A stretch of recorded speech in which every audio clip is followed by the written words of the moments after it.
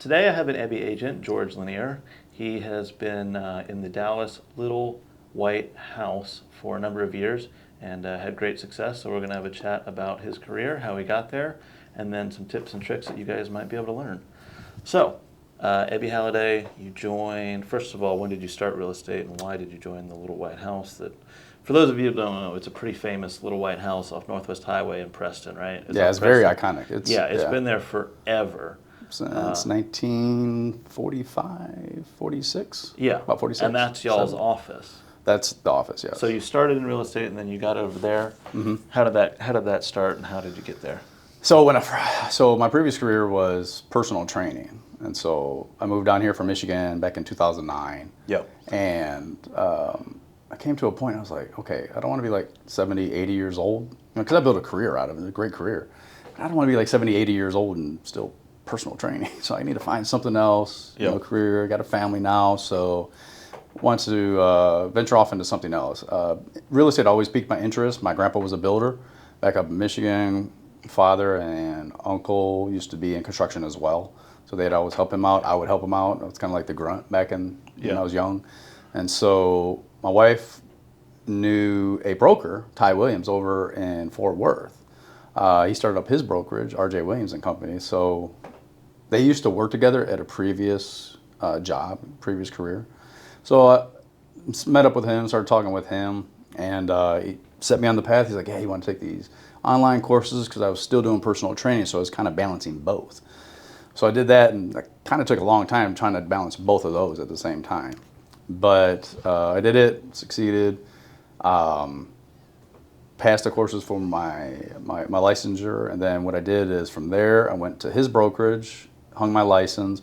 I was there probably about like 6 months, and I was like, oh man, so I'm over in Dallas. So driving to Fort Worth, I said, it's kind of far, man. It's taking a lot of time because I still had my previous career, personal training. So I was like, I'm gonna have to move over to Dallas. I need to find a brokerage over there. And he's very cool about it. He's like, yeah, I understand, man. I was like, because it was literally at least 3 hours total driving there and driving back, every day. So I was like, it doesn't make sense.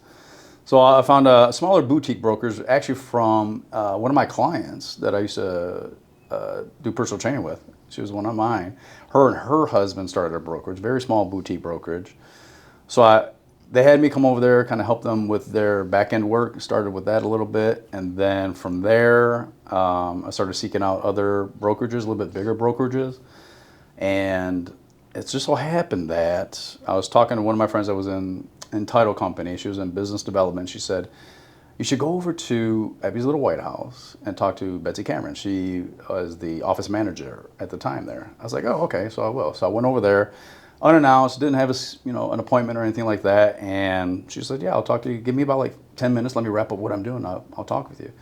So about halfway through our entire conversation, I was like, yeah, I'm gonna come here, because I felt good from the very beginning. Just the vibe. As soon as I walked in, the front desk lady, Geisha, it's just very, very positive there. So I was like, yeah, this is it. So I'm gonna start that. So that was in 2000. I started in 2018, in real estate, and I ended up over there in 2019. So about just like a year later. So yeah. Now, Ebby Halliday. For those that don't know, I mean, you obviously know the history because they always tell you Ebby started it. So for those that don't know, what is Ebby Halliday? So just the office alone is very iconic. So it first started off as the Little White House. Well, no, it was Ira P. DeLoach's his real estate office. He was one of the developers of Preston Hollow. That's where Ebby's Little White House sits now, in Preston Hollow. So he was one of the developers, him and Al Joyce. They came down from, I think, Chicago or something like that, down from the north, and they loved the landscape of Preston Hollow, so they ended up developing that. He built his office. That was his real estate office. Eventually, later on, ended up becoming Preston Hollow Town Hall. And then from there, I believe it was the second office that Ebby Halliday purchased. So that was her second office. And who is Ebby Halliday? Ebby Halliday, she was born in Oklahoma, and she's a very iconic lady. So the funny thing is, she used to sell hats, and she was brought down to Dallas, right across from Neiman Marcus, and selling hats. And this lady came in there and she says, look, my husband is a builder. He's building these concrete homes. He can't sell them. He said, why don't you try to get that lady that sells you hats all the time to come sell my my houses? So she came in there, she talked to her about it, and she's like, let me think about it. So she ended up doing it. She met with the guy, and she's like, well, the first thing first, she's like, you're trying to sell these concrete blocks. She's like, there's no character in them. So you need to stage these houses. So she's actually the first woman in real estate to also stage houses to get them sold. And they sold fast. So she's... And then she, of course, created this unbelievable real estate company, empire, really. Yes. And she was involved right up until she passed away. She was so involved in real estate. I mean, she traveled so much talking to everybody about real estate and how to sell real estate and just encouraging people, encouraging women all over the U.S. It was amazing. She one of the pioneers, specifically female pioneers in the real estate world. Started in 1945. Right. And just took off and created, like I said, a small empire of real estate. And when I think IBI, I think professional agents. I think, they're when I go to some other brokerages, I won't name, people are there in leggings and like athleisure wear or pajama type things that I don't find appropriate for selling a $600,000 transaction. Right. Right. But IBI has always been this professional, and you kind of have to come to IBI with a little bit of experience, knowing how to sell house, or how to be a professional representative of your client, whether on the sales side or the buy side. And that has always, and it's quick too, when there's someone who's not being professional, they're no longer an IBI agent. Right. They don't tolerate much, and that was very much her. Women are going to wear pantyhose, men are going to wear a suit, and that's just how it was. Right. And even today, in a much more casual environment, I see that it's still probably one of the more professional brokerages that I walk into on a regular basis. Yeah, you're absolutely right. And she is very big. She was very big, and they still are today on education. So education is very huge, and it is. It should be in this profession. The training and coaching is top notch, without a doubt. Anybody knows that. Well, you're dealing with the single largest purchase of 99% of your clients, unless they're a big investor. Yes. This is probably the biggest purchase of their life. Yes. So you should be educated, right? Very much so. Very much. Yet, unfortunately, there are many agents that don't have much education. That's true. That's true. And they tend not to last very long in the. With any profession. Right. Yeah. I mean, you can only fake it till you make it so long. And a lot of times you don't make it. And you're 6 years into it. You use element inspection quite a lot. Yes. It's one way that we can tell which agents are actually pretty successful and which ones are not, because you can be all over the internet and Facebook and everything looking big and professional, but we see from the MLS data and from how many inspections these agents are doing, right, exactly, if they're being truthful about how successful they are. You've used us a bunch, or obviously created some success here in DFW with Abby Halliday. And because it's, I think 80% of real estate agents can't make it past the first year, and you're on year 6. So why? How? What have you been doing that keeps I think it's about relationships. I think I'm really big on communication. That's how I like to build my quote unquote team. I also have a team myself, but my team is as far as like title companies and lenders, inspection companies. As long as we gel in the same kind of atmosphere of communication, especially. So with element inspections, I love how your guys go out there and they talk to my clients and they explain everything to them. Yeah. Anything about it. If it's serious, they'll let them know if it's serious. If it's not, they'll let them know it's not. But they explain everything. They'll answer all those questions. That's what I love about it. So. Well, I appreciate that. Yeah. I've let go of plenty of people that were not exactly that.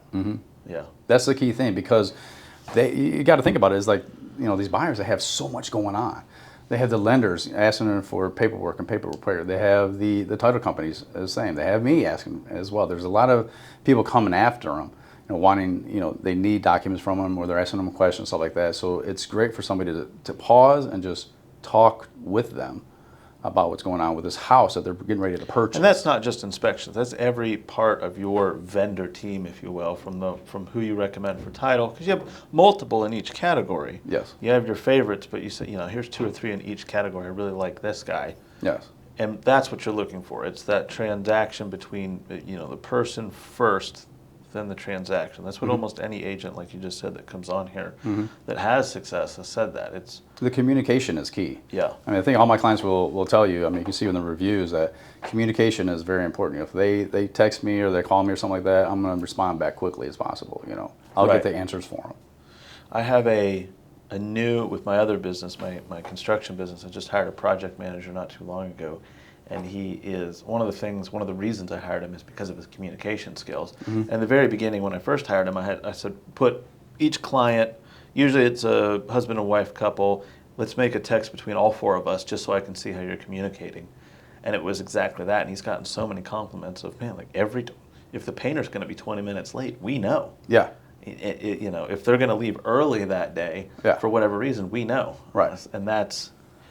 And like I went, to the point earlier, $600,000-$700,000. You want to know every single step all the way. And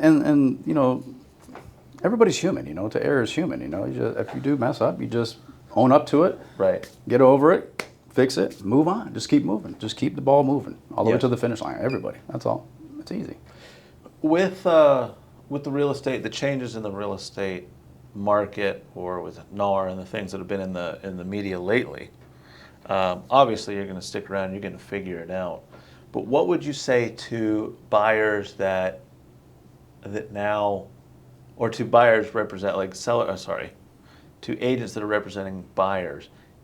They still have to put in a lot of energy, because I've talked to a few that have just said, "Well, I'm not going to be doing buyers at all. I don't want to do buyers anymore because I might not be able to make any money on it." Obviously, that's wrong. Yes. Yes, it is wrong. I mean, somebody comes with you for advice and they want to work with you, you should work with them. I mean, you shouldn't turn business away, and then somebody's seeking for your guidance to help them make that biggest transaction of their entire life. So yes, I think you should help them out. Yeah. I don't see, to me, it's not affecting me as far as the rules and stuff like that. I just see it still as business as usual. Right. I've always had a buyer's rep agreement signed. Yep. And as always, that has always been a negotiable price point. The 3%, the 6% that you can. Everything that's a blank is negotiable. Right. You could sell a house for 20% if that client wanted to give you 20%, or you could do it for 1%. Absolutely. It's completely negotiable. Absolutely. And that's something that I think a lot of agents have missed out on. And those are the ones, again, that drop off pretty quick. That just, I'm not dealing with it. Right. They need to be more educated on it and know how to speak and explain their value to their clients and what they can offer them. So it's to me, it's just the same. Do you have a presentation when you go talk to either a buyer or a seller? You have a pre-formatted setup where you go in and say, "This is how I'm going to list your house," or "This is how I'm going to represent you in the purchasing process"? Yes, absolutely. I think if the agents nowadays didn't do it before, they should do it now. Just like do a listing presentation, they should do a buyer representation presentation. And have it at the office. It's much easier. You're in that environment, the office environment. Don't do it at a Starbucks, nothing like that. Right. Too many distractions. Get a conference room, go into the office, have it done there, and we can explain everything to them, just you and your clients. You can show stuff on the big screen, any kind of properties and stuff like that. It's way, way easier to do it like that than to do it somewhere else. It worked out perfectly. As a matter of fact, I have a new first-time home buyer I just did that with, and she had no problem whatsoever, understanding everything that I explained about the buyer representation agreement. We went through all the forms, from the IABS all the way through. Right. And she's like, "Okay, I'm ready." She's like, "You made me feel so comfortable. I was so nervous, but you made me feel so comfortable about the whole home buying process." She's like, "I'm ready." It's like, "Let's go." Yeah. Saw one house, brand new build, under contract. They're getting ready to close in December. Her and her husband. Yeah. Well, that was easy. It was easy. Because I explained it to her, though. Yeah. So if you're just trying to wing it, then that's when it's going to get all complicated and convoluted. So you want to really sit down and explain it to them first and foremost, and then you go from there.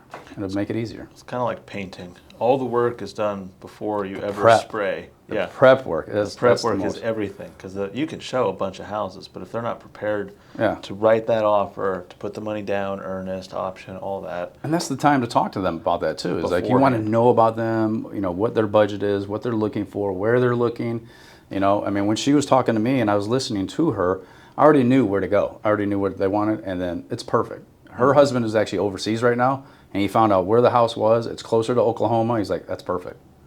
So it's just, you got to listen to them. Not just talk all the time, but you have to listen to them and see what they really, really want.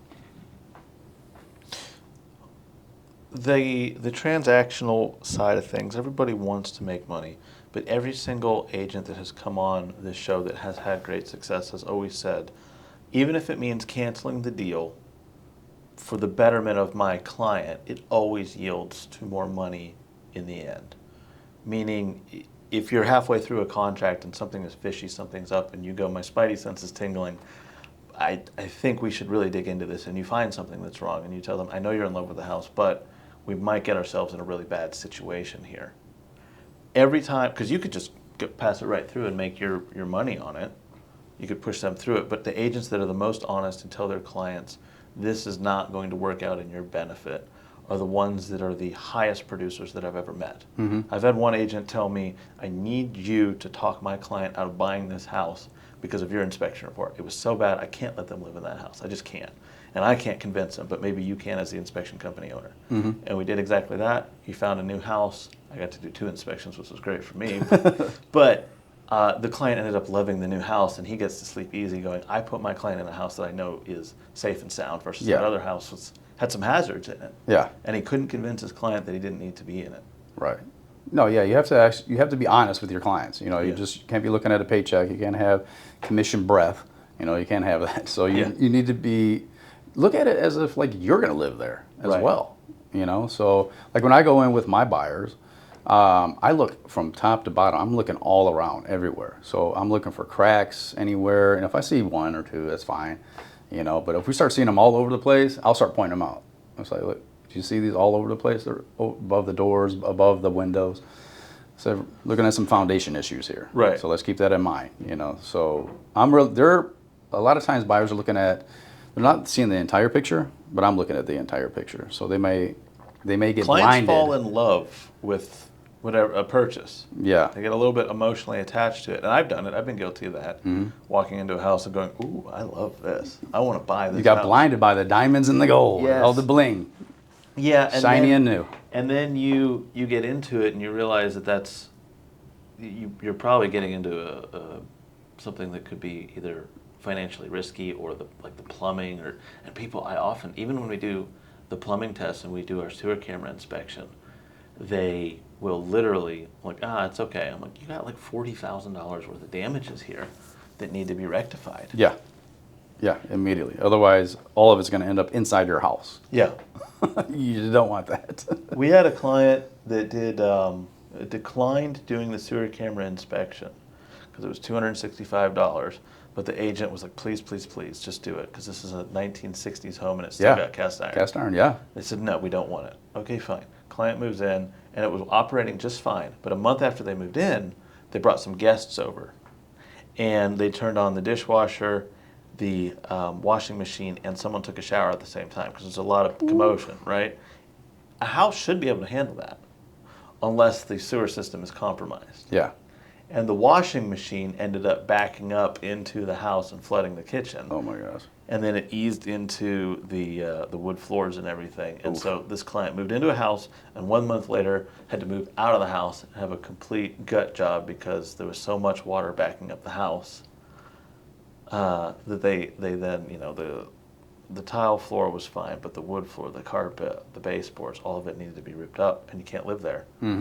Always get that sewer line scoped. Yeah. Always. Even if it's PVC. Always get it scoped, you know. My recent clients, as a matter of fact, we're closing next week.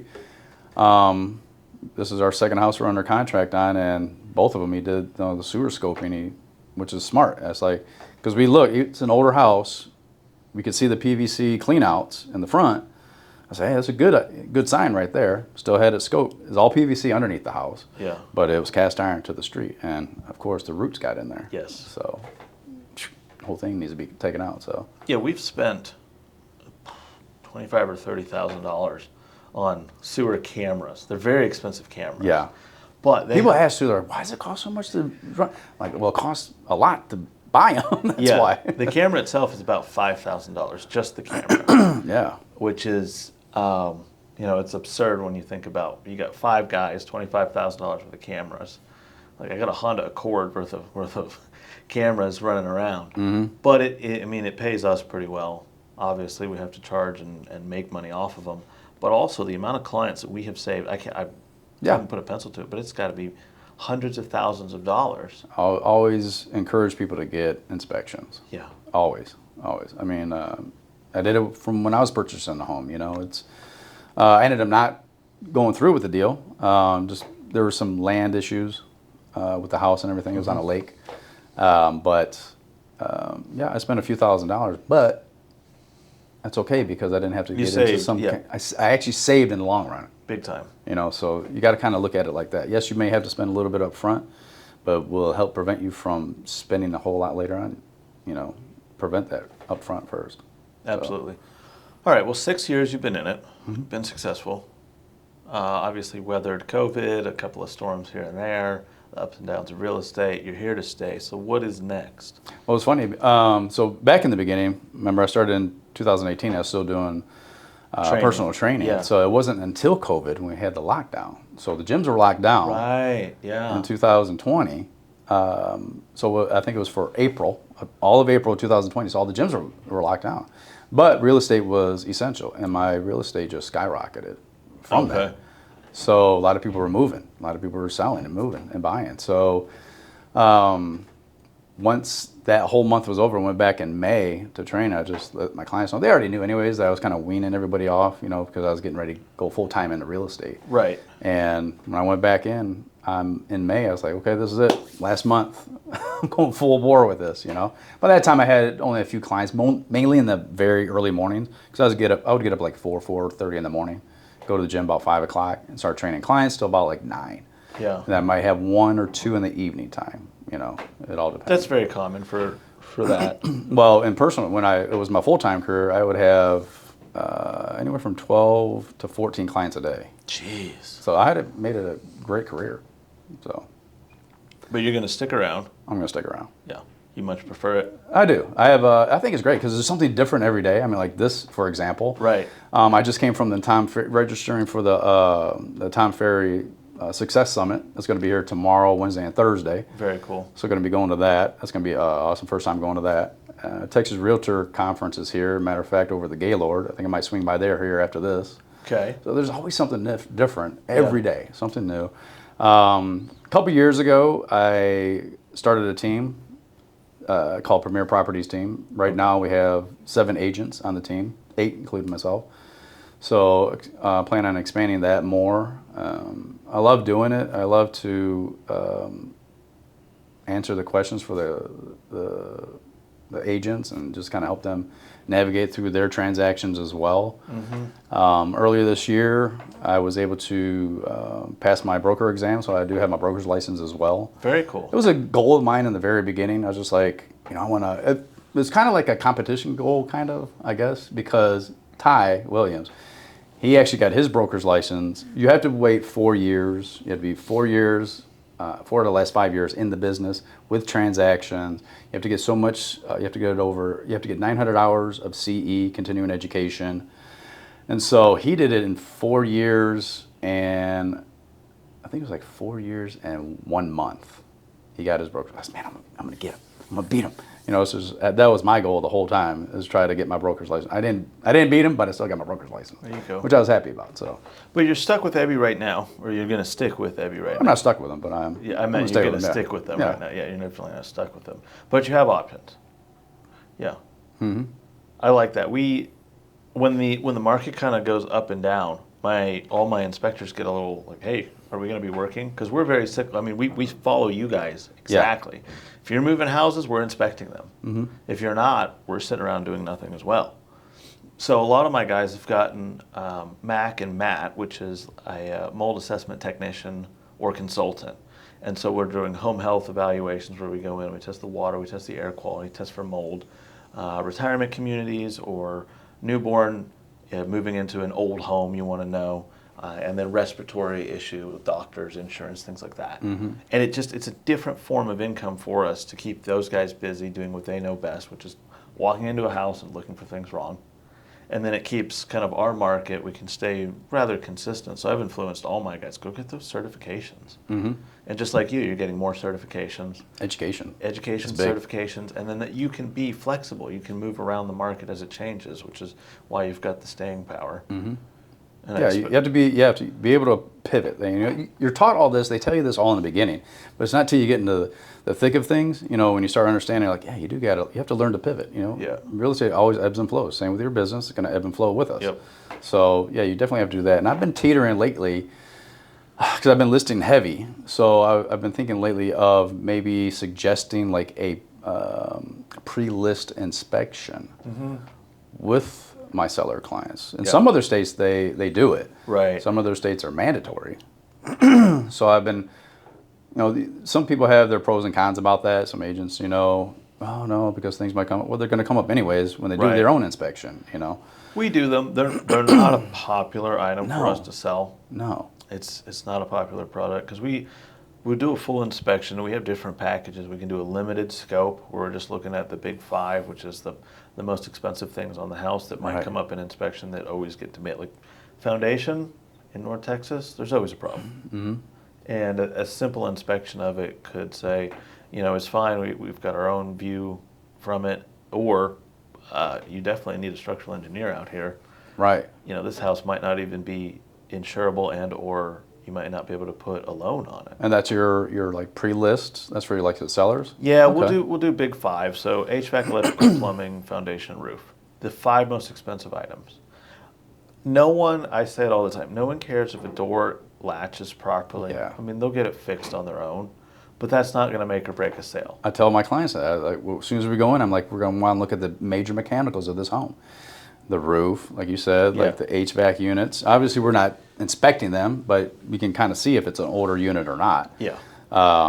Even the windows, we look at those as well, because if you're looking at these older houses with aluminum windows, and you have a house that somebody loves, but have these aluminum windows, a lot of them you can see, like the seals are broken on them or something, and then it's like there's 36 windows. It's like, that's going to be a lot of money. Yes. So, but yeah, definitely those, the plumbing, like you said, electrical, some of those electrical boxes, you got to swap them out. Electrical is not terribly expensive. Most houses, you can change out the entire panel for $3,000, which on a $400,000 to $800,000 purchase, that shouldn't really matter that much.